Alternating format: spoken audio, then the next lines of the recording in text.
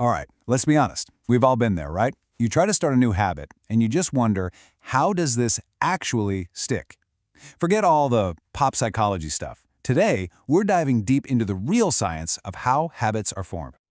And I bet I know the number that just popped into your head. 21 days. It's everywhere. For decades, we've been told that's the magic number. It sounds so perfect, so easy. But here's the million-dollar question. Is it actually true? You know, we've all just kind of accepted this as a rule. But if you've ever actually tried it, you've probably felt that little bit of doubt. Like, you hit day 22, maybe day 25, and it still feels like a total grind. Well, guess what? That feeling you had, it was spot on. Your intuition was right. So let's see what the science really has to say. And to do that, we're not just going to guess, we're going straight to the source. We're looking at this landmark 2009 study by a researcher named Philippa Lally and her team. They decided to finally put this to the test by tracking real people, building real habits in the real world.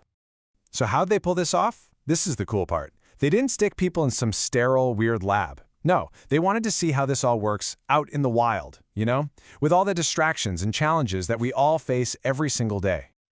And the setup was actually pretty simple, but really smart.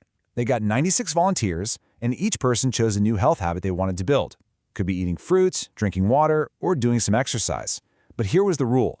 They had to tie that new habit to a specific daily cue, something like after my morning coffee.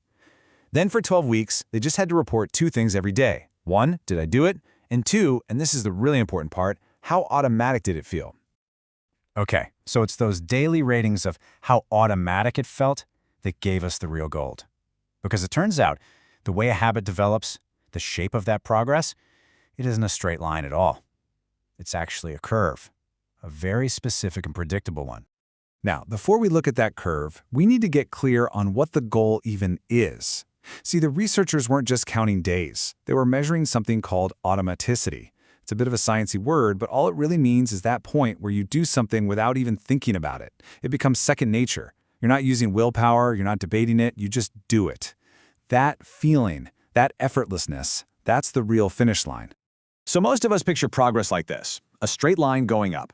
Every day, we do the thing, we get one step better. Simple. But what the study found is that it's not like that. It's actually this thing called an asymptotic curve. Fancy name, simple idea. It means at the very beginning, your effort gives you these huge boosts in how automatic the habit feels. You make massive progress fast. But then over time, each repetition gives you a little less of a boost, and a little less, until it starts to level off. All right, so we get it. The journey is a curve. Big gains at first, then it flattens out. But I know what you're thinking. Just tell me the number. If it's not 21 days, then what is it? How long did it take these people to actually hit that sweet spot of automaticity? Okay, you ready?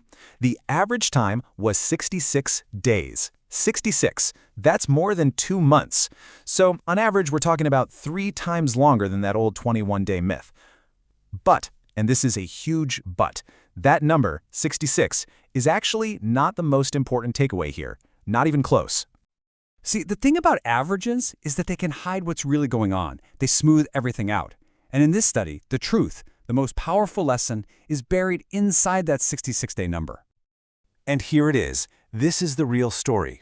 When you look at the individuals, the time it took them to form a habit was all over the place. I mean, it ranged from just 18 days for one person all the way up to 254 days for someone else. 254. That's almost 9 months. Think about that range. So what does that tell us? It's pretty clear, right?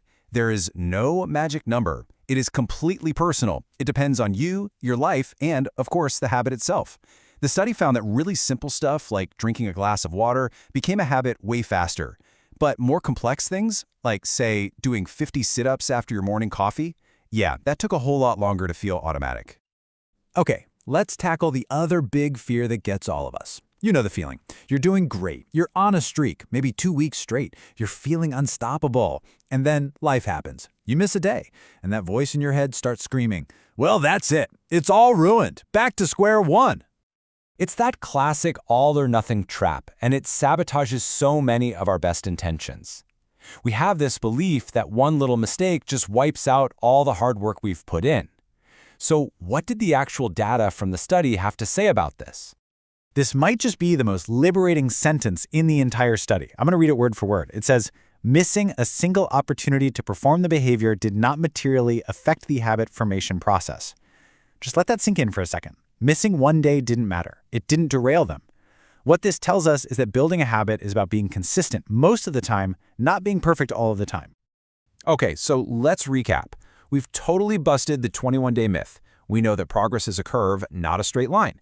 And we've learned that it's okay to miss a day. So what do we do with all this? Let's put it all together into a practical, science-backed playbook for making habits stick for good. All right, here are your new rules for habit formation. Rule 1. Ditch the 21-day idea completely. Start thinking in terms of months, not weeks. Rule 2. Aim for consistency, not perfection. If you slip up, who cares? Just get right back to it the next day. It is not a big deal. Rule 3. Your goal isn't a deadline, it's a feeling. Focus on that sense of automaticity. Is it getting easier? That's your real progress meter. And finally, Rule 4. Be patient. Just be patient. Remember, it's a curve, not a race. When you really think about it, once you trade that pressure of hitting some magic number for the patience of just sticking with a process, your chances of success go way, way up. This isn't a sprint to day 21 or even day 66. It's your own personal journey to making something feel effortless. So, with that in mind, what's the next habit you're going to give yourself the patience and the grace to build?